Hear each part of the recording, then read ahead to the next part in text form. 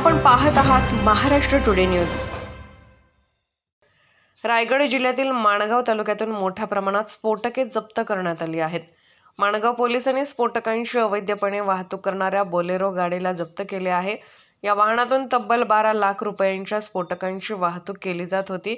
या गाडीमध्ये डिटोनेटरसह जिलेटिन कांड्या सापडल्या आहेत। ही धडाकेबाज मोठी कारवाई रायगड पोलिसांनी केली आहे। या कारवाईत माणगाव पोलिसांनी 3 आरोपींना ताब्यात घेतले आहे। यापूर्वी 1993 साली झालेल्या मुंबईतील बॉम्बस्फोट प्रकरणी शेखाडी येथे स्फोटके जप्त करण्यात आली होती। त्यावेळच्या काळ्या आठवणी पुन्हा जाग्या झाल्या। अवैध स्फोटक पदार्थाची वाहतूक एका बोलेरोमधून केली जात असल्याची गोपनीय माहिती माणगाव पोलीस ठाण्याचे पोलीस निरीक्षक राजेंद्र पाटील यांना सूत्रांकडून मिळाली होती। माहिती मिळताच शनिवार दिनांक 23 डिसेंबर रोजी सकाळी पोलीस पथक माणगाव निजामपूर मार्गावर कारवाई करण्याकरता रवाना झाले। या मार्गावर पांढऱ्या रंगाची बोलेरो संशयित दिसून आली। यानंतर पथकातील अधिकारी आणि अंमलदार यांनी बोलेरो थांबवून झडती घेतली असता गाडीमध्ये 10,800 रुपये किमतीचे एकूण 4 बॉक्स इलेक्ट्रिक डिटोनेटर आणि 1,70,000 रुपये किमतीचे जिलेटिन कांड्यांचे 50 बॉक्स मिळून आले।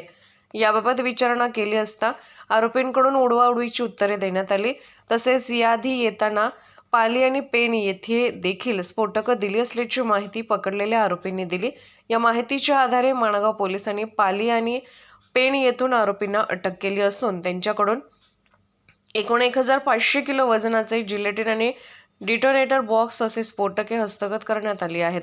माणगाव पोलिसांनी ही धडाकेबाज कारवाई केली असून आरोपी विक्रम गोपाळदास जाट, विठ्ठल तुकाराम राठोड, राजेश सुभेसिंग यादव यांच्या विरोधात माणगाव पोलीस ठाण्यात गुन्हा दाखल करण्यात आला आहे। तसेच या सर्वांचा सूत्रधार असलेल्या आरोपीचा शोध सुरू असून यासाठी 4 पथके तयार करण्यात आल्याची माहिती पोलीस अधीक्षक सोमनाथ घारगे यांनी दिली आहे। गाडीमधनं वाहतूक होती। यामध्ये एक हे जे आहेत हे लाईव्ह स्फोटक आहे, म्हणजे काय की आपल्याला डिटोनेटर्स पण आहेत आणि त्यासोबत एक्सप्लोजिव्स जे आहेत तर ते पण आहेत।